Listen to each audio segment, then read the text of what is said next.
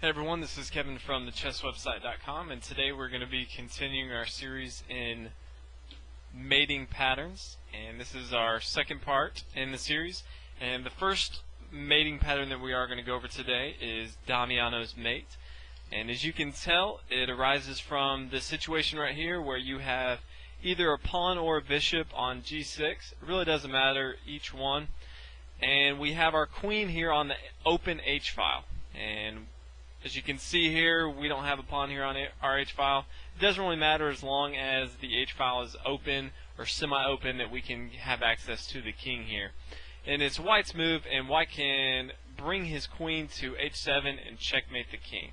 The king is blocked off from f8. There is a piece on f8, and he can't come to this f7 square because our pawn or bishop is in the way. So this is Damiano's mate. Now let's take a look at an example and see how we can apply that to an actual game. And here's our example, and it's white's move, and as you can see, I've replaced the pawn with a bishop here just to show you it really doesn't matter which one we use, and I did want to go over just the concept. So take a minute if you want to do it on your own and think about white's best move in this case. And remember, think about Damiano's mate that we're trying to look for, and remember, no matter what you can do, sacrifice whatever pieces you have to make sure you can get that particular situation in a game, because it's checkmate, and that's what we're going for. So take a minute. Hopefully you came up with the move rook to h8, and it's a sacrifice move. Black's only move is to capture this rook. He can't come to f7 or h7 because of the bishop, and he can't come to h7 because of our rook as well. He has to take on h8. We can now bring our rook to h1, check again. He has to move back. We can now sacrifice another rook on h8. Again, he has to take on h8. We can now bring our queen to h1. He is forced to retreat once again to g8. And here we have Damiano's mate. We can bring our queen to h7 and checkmate. So as you can see, in this situation, we actually sacrificed two rooks. But in the very end, since we know what Damiano's mate is, we had a pretty easy win, mate in 5. So let's go ahead and take a look at the next example of mating pattern.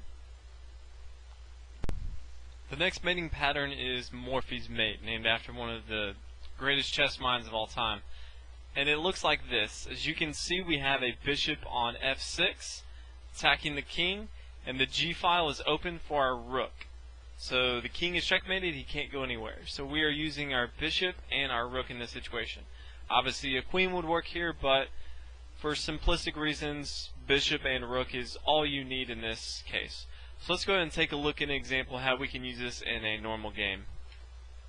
In this example, if you look at it, most people would actually think that black has a better position. His king looks very well protected, and if you can see, he's up in material.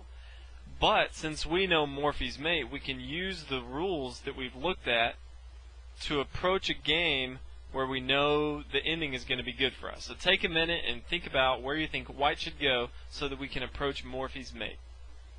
And hopefully you came up with the move queen captures f6. Now from here we are threatening queen takes on g7 checkmate. So they're going to have to defend that. Once they take on f6, now where do we go?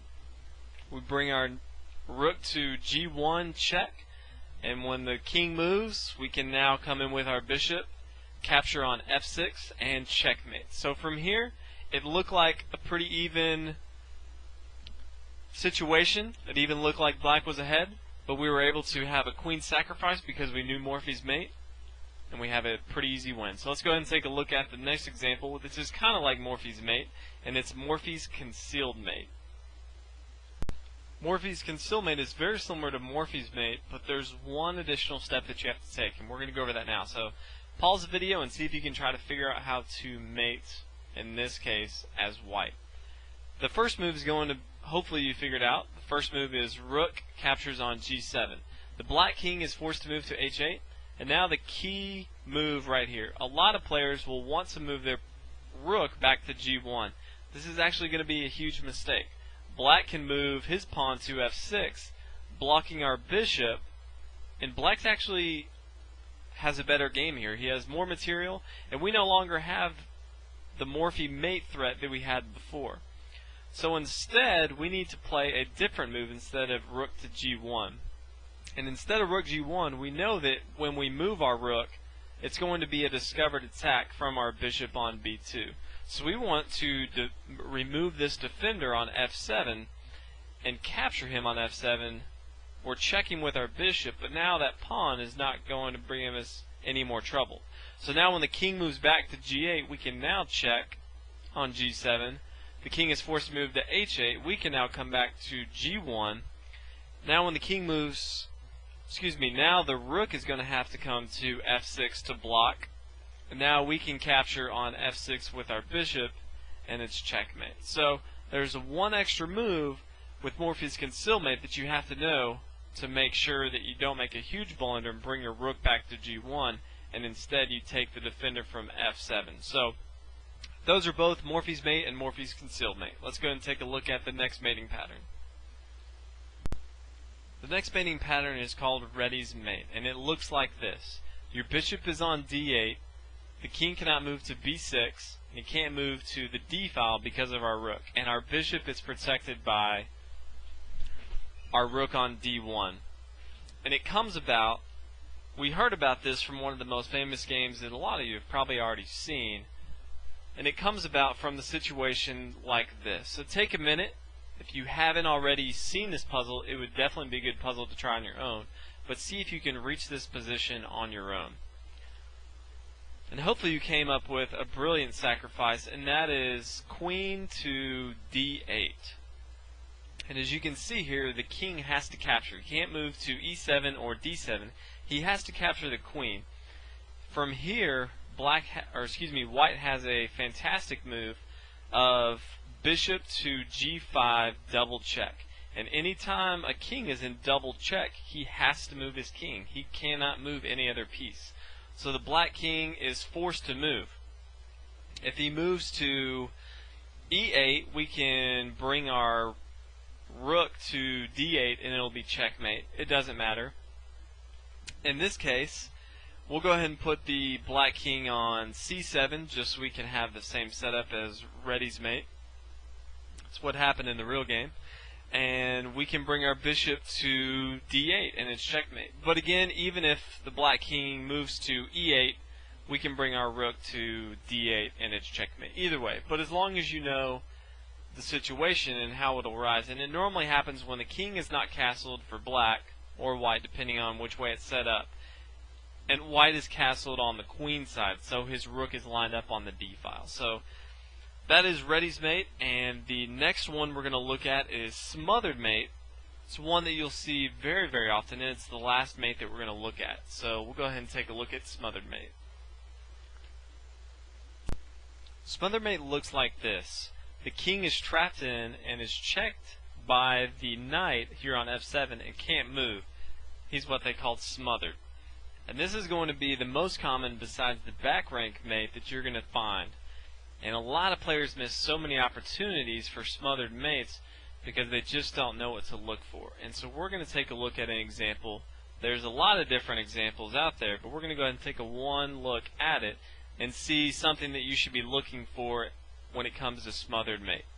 So the example we're going to look at is here, and as you can see, white is down a whole lot of material, but we have a knight near the black king, and the black king is near the corner, and we have a very active piece, our white queen on the e-file, that can jump into the action very quickly.